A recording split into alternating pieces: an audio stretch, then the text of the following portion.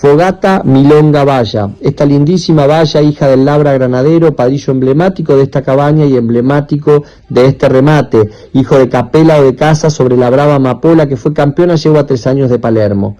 Su madre, Amuleto Barcelona, es una hija directa del Tinajera Yaguarón, uno de los hijos del Facón de mejor producción funcional, destacadísimo y actualmente presente en la sangre del Tinajera Calefú. Más abajo también sangres chilenas de El Ideal Engaño.